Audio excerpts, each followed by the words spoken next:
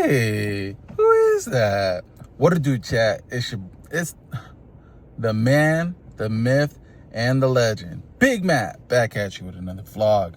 Right now we're doing some food deliveries. We got some Thai food. It smells really good.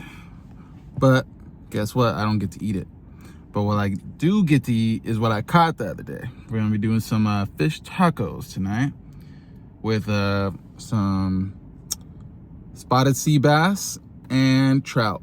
So we're gonna see how those taste, see if it's worth going after the catch. I'm not gonna be too harsh on the spotted sea bass because it is a little over 2 weeks frozen. So if it ain't bussin', I'm guessing because it's lack of freshness. So hopefully, fingers crossed, it's still bussin' after all this time. It was frozen the whole time, so they said frozen stuff could easily last 5 months. I don't believe that, but yeah. So yeah, guys, I think it said 2 to 4 weeks for max freshness. So yeah, let's do it. That's if you're sealing it in a Ziploc bag. If you're doing like airtight like bags, that's a different story. But we just Ziploc it, get as much air as we can out. And I didn't really get the moisture out either. You should, every time you fillet a fish, you wash it with cold water, not hot. Wash it with cold, and if you use hot water, it'll like shrink it and it'll look weird. It'll like it'll burn it and stuff. So don't do it with hot water. Just use cold water, and then we get paper towels and dap it off and get it as dry as possible. And then put it in the Ziploc, and then try to get as much air out as possible. Throw it in the freezer, and it could max freshness 2 to 4 weeks. I wasn't able to dap it off with a paper towel, I don't believe, or I forgot. Neither was I able with the trout, but the reason why you want to get the water off and the moisture is because if you have moisture left in there, it could cause ice burns or whatever, you know. So just so you know, that's how you, you know, and another thing too, you want to put the fish out of its misery instead of letting it just suffocate in your cooler. If you let it suffocate in your cooler, it will basically, or just stressed out from just being on the freaking stringer. Like, don't leave it on the stringer. That stresses them out, and all those hormones get into the meat or whatever. And then, yeah, just put it out of its misery, bleed the fish, let it bleed out in the water, throw it straight into the ice chest, and then from there, fillet, and then throw it straight into the freezer. That's just how you do it, guys. If you, it's called an Ikejime method. Ikejime. Ikejime. It's a very popular sushi thing that they do to keep the fish tasting as good as possible for like raw sushi and stuff. Knew what's concern when I finally got that bag. Knew what's concern when I was gonna get mine, and someone tries to take mine. I'm reaching for my waistline. I was never scared when I jumped up off that porch. I was never scared when they tried to kick my door. Alright, chat. We're using this for batter. It already comes with a bunch of stuff, but we added half a teaspoon of this, half a teaspoon of that, half a teaspoon of that, and half a teaspoon of that. A little salt. And then we're getting this with some tomatoes, and then red onions, diced tomatoes, and very thinly sliced red onions. My phone's lagging, but basically, I'm gonna pat your fish dry and then do a dry rub with the batter. Then use some beer. We're using 0%. Because we're sober. And then make it runny enough to like run through the fork, but like not, yeah, that's perfect. Like it runs through the fork, but it doesn't like fall through super fast. We don't have red onions, so I just had this, tomato, and squeezed lime into it.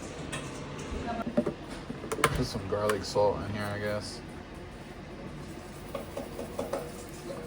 Matt, did your beer batter look like this? Not really. Was it lighter? Yeah, it was lighter. Did we put too much paprika? I hope not. It sounds like it's spicy. Okay, let me test this out. And I'll also put some pepper.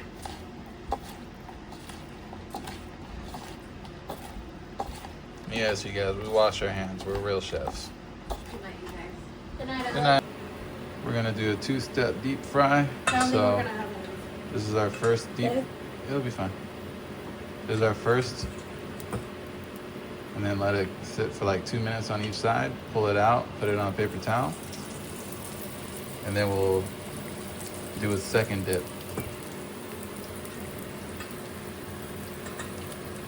Don't put too much on one.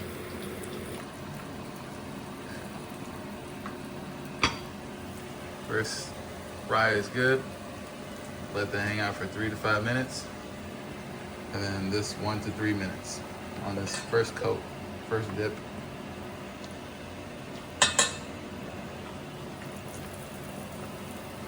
There goes the trout. First one, spotted sea bass.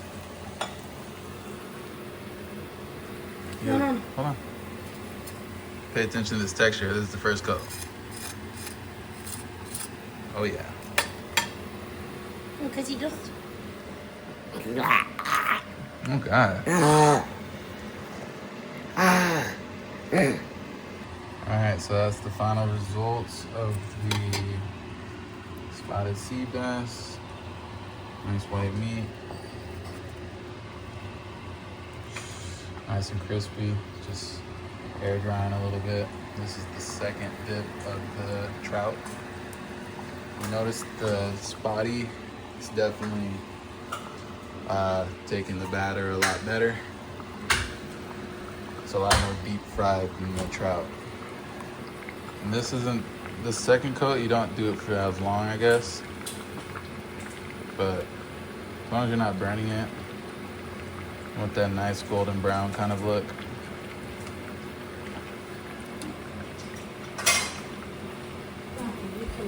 Oh shit. Give me the pepper, girl. Oh.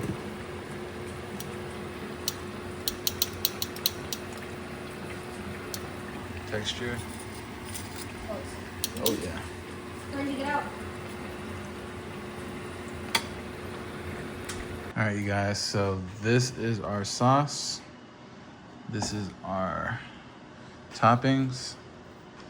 And this is our final product here. So this is our spotted sea bass, and this is our trout. Looks great. I'm gonna tell you all the ingredients to this sauce real quick. Hold up.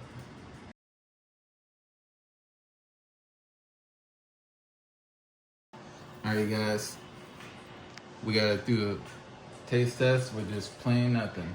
So first we're gonna try the trout. You get me? Close your mouth.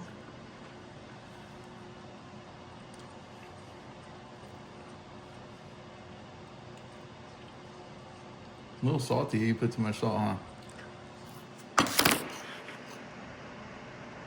Yeah, huh? That was a I lemon? put the exact amount it said. Of course. Yeah. That's what lime is for. The trout was alright.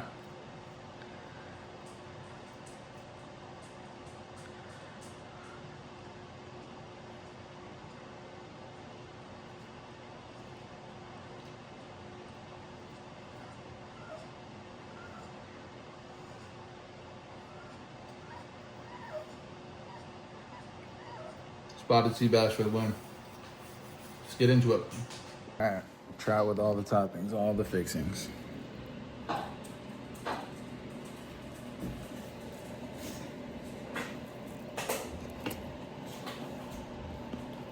Mmm.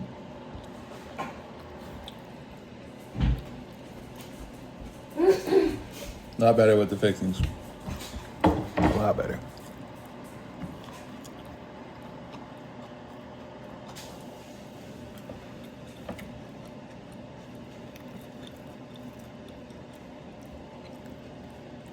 One recommendation is try not to paper pat your fish too much before you throw the dry batter on so it can stick to it better. That's the only thing I would do better. All right, you guys. Well, to be honest, it wasn't as good as the first time I tried it. We caught a surf perch one time, and it was like absolutely like smack your mama in the face type shit. I think we put a little too much salt, but another thing that threw me off was the crunch wasn't good enough. Like, that's why I double fried it, so it could have a nice crunchy texture to it. But it was not. It was very soft and mushy. So I don't know if it's because it was frozen at one point, or if it's because we pat dried it too much with a paper towel before we did the dry batter. I think it's because of that. So Evelyn came up with a good idea. She said she's gonna throw it in the air fryer, make it a little harder, but she did not like it, bro. She almost fucking threw up. I was like, damn, bro. It wasn't that bad.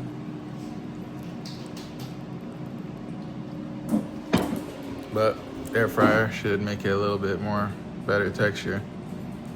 But besides the saltiness, I said we did a damn good job today.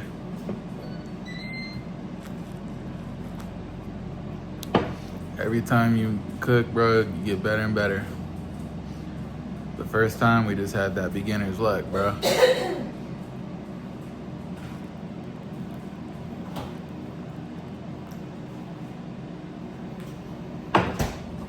Well, chat, I'm gonna be completely honest. We fixed the texture, but the saltiness, I just could not do. So I realized something though. When my basically almost sister-in-law sent the ingredient of, cause they make it all the time cause they live right on the beach and Josh goes out and catches surf perch. But basically, I noticed an extra ingredient. I was like, oh, what's this? It said garlic salt. I was like, that wasn't in the ingredients last time because we already put garlic powder. Onion powder was in it last time, but when I saw garlic salt, I was like, okay, maybe they do this a lot more than me and maybe it makes it taste better. So I did that. Way too salty. And I think the saltiness was the main thing that was killing me. And then another thing I noticed is that not only was it as crispy as the first time, but also the cabbage wasn't as good because it was pre-sliced cabbage. I noticed it wasn't as good, and then my girl noticed that the pre-sliced cabbage wasn't as good. So freshly chopped cabbage next time. And also freshly chopped red onions. But other than that, I was let down, I'll be honest. I did not like it. But until next time, you guys. Bye, have a wonderful time. I be looking picture perfect, someone get me on the cam. Hey, manifesting, not finessing. Pull up to the bank and I count up all my blessings. Stacking up these bands, you would think I'm playing Tetris. If you listen to my lyrics, then you might just learn a lesson.